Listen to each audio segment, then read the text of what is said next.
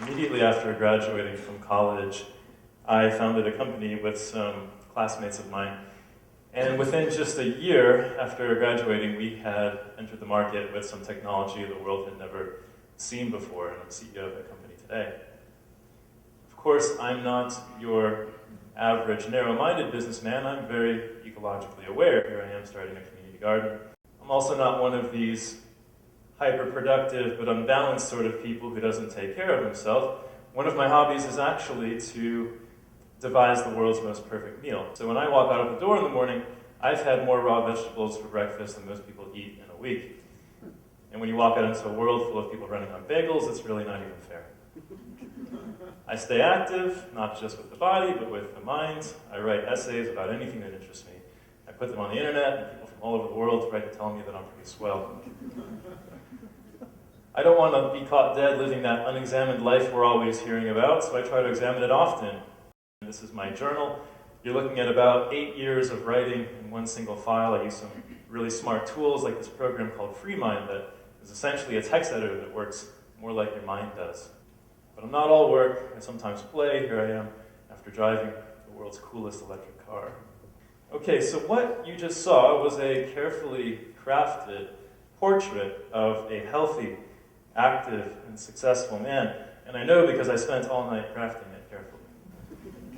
But something about it really rings hollow. You see, it doesn't even begin to capture what have been some of the most meaningful experiences of my life. This is a graph of my GPA from college.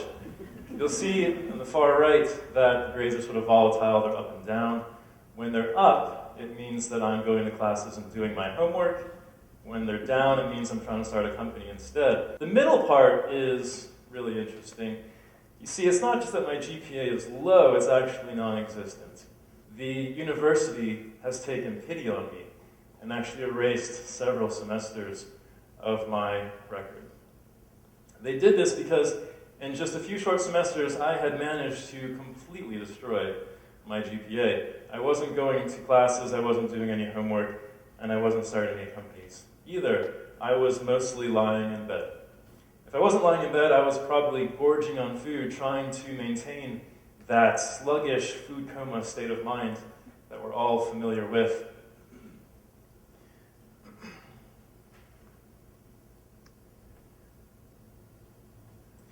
You see, the color had sort of drained out of life. I found myself unable to be interested in much of anything. I had very few instincts or intuitions. I had almost no emotion at the time, and to be clear, I was very depressed. Now, by depressed, I don't mean just sad. Sadness is a normal emotion, you feel it quite often.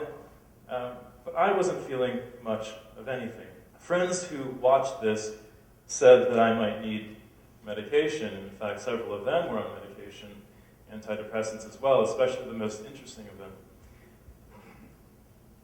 I would ask them, well, how well do the drugs work? Do they take your depression away? And they said, well, you definitely won't be depressed. But you won't feel like yourself either. Well, feeling like myself wasn't something I was very interested in anymore, so I went to the school psychologist for the drugs that would hopefully make me better. The psychologist thought that maybe all I needed was a change of careers. He hoped that if I caught hold of a new vision for my life, I would maybe change majors, get back in the game. He gave me a survey that had about 100 jobs on it, and he wanted me to rate my interest in them from 0 to 5. It didn't take me long. I rated almost every job at 0, including his own, handed it back to him. He looked at it and said, I will recommend you to the psychiatrist who can prescribe the drugs. So I went to the psychiatrist, and he was a little different. He actually wanted to make a lot of conversation. He wanted me to tell him why I was depressed. Well, at the time, I didn't think there really was a why. I thought depression is just something that happens to people, like catching a cold or getting the flu. But he said, well, if you don't know why, can you tell me maybe some of the events that occurred right before you entered your depression? All I could think of was that shortly after arriving At college, I had undergone some major philosophical reformulations. I had finally abandoned the religion of my childhood. I now saw that I believed in so many fairy tales. And I was actually glad to be free from all that. But I had to admit there was one little nostalgic part that I kind of had a longing for. You see, I had always believed that the universe was some sort of very intentional place, and that because I lived in an intentional universe, my own life had some grand significance. But now, I knew, like all educated people, that the universe was a complete accident with no real point to it at all. And any sort of meaning I would try to find in life, possessions, money, jobs, kids, would all be done against the backdrop of complete meaninglessness. Well, what he said next was rather unexpected. He said, "You want me to put you on medication because you're intellectual?" Well, that wasn't the response I was expecting, and I said, "Sure, it's America. I'll be an intellectual on drugs. Give them over." And he said, "Well, the problem is that you are engaged in a process that the drugs will only slow down." Now, I had not imagined that there was any kind of process going on in my life anymore. As far as I was concerned, my life had come to a complete halt, and the only process that would go on from here on out was the process of decay. But I went home and decided to pay attention. I was intrigued by the statement that there was a process, and I wanted to catch a glimpse of it. So I tried not to lay around in bed all day. I tried not to stuff myself with food. I tried to leave the apartment and walk around and see what sort of thoughts came to me. To my surprise, one of the first things I noticed was that my mind was full of thoughts and voices and images, things that were completely involuntary. I remember one day the thoughts were very persistent, and there was a voice that seemed to keep saying, "Man shall not live by bread alone," which was a cliche verse I'd heard 1,000 times, but today it seemed somehow different. Was something inside of me trying to tell me that my diet was inadequate, that I was somehow malnourished? Another day, the voice that came to me said, "You will know a tree by the fruit it bears." Well, it sort of had a point, because it seemed like the fruit that I was snacking on was poisoning me day by day. Another day, the thought that came to me was, "Lies will enslave you, but truth will set you free." And I thought about slavery because there were days where I might as well have been chained to that bed. Things continued like this for a while, paying attention to what was going on inside of me, until one day I had a grand epiphany. What if I was wrong? What if I had undergone some necessary philosophical reformulations, but what if I had gone too far? I mean, there was so much about the world I didn't actually know. I didn't even know how it was possible for me to have a conversation in my own head with a bunch of thoughts that I couldn't recognize. The more I began to doubt my certainty about the meaninglessness of life, the more energy began to flow back into me. The color got back into the world. My curiosity was again piqued. I started seeing all sorts of mysteries around me that the world had yet to explore. And I was left with a sense of direction where before there had been directionlessness. I understood that I was not yet the person I was supposed to become, and I needed to self-actualize. There was something inside of me that wanted to be born. It was my job to make it so.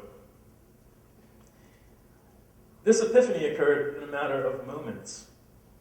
And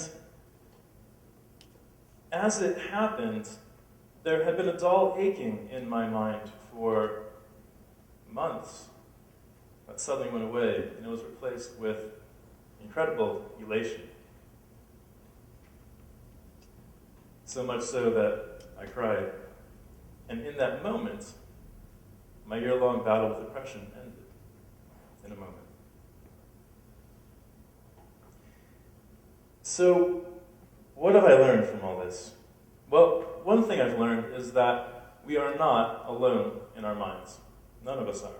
What happened to me is nothing very unusual. If anyone tries to quiet their mind for a full minute, you will find yourself assailed by thoughts, voices, images. If you don't believe me, just give it a try. What's unusual is not these involuntary thoughts, voices, and images, but paying attention to them. What's unusual is people paying enough attention to make any sense of them. What I learned is that there is a vast realm in the psyche over which we have little control. And in that realm lives an intelligence that undergirds our lives. This intelligence there in the unconscious has goals, just like you and I do, but they can be separate and distinct. And because they can be separate and distinct, there can arise a disagreement between the two of you.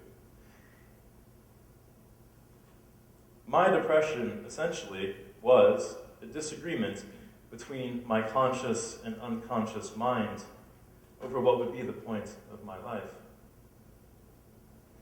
When I had decided to live for lower purposes, my unconscious decided to withdraw its support from me. No longer would it grant me intuition and emotion and a sense of direction that spans years. And though that battle with depression ended, the trend has never really gone away. And every time I slip back into living for lower purposes, the unconscious withdraws its support. There goes my energy, there goes my interest. So it may be that depression, in some cases, is a necessary and beneficial process required for us to self-actualize.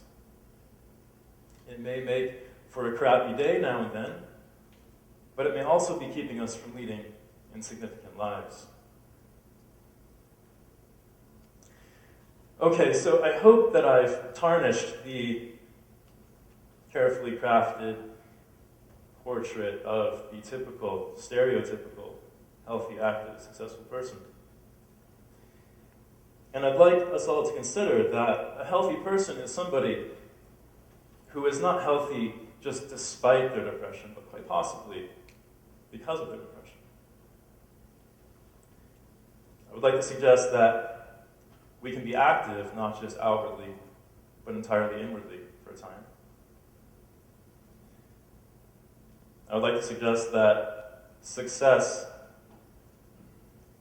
not always be thought of as outward achievement, but as whether or not we are resolving the conflicts within our own selves. And I think back to those days spent in that depression, and I think about the kids just like me who must have gotten drugs instead.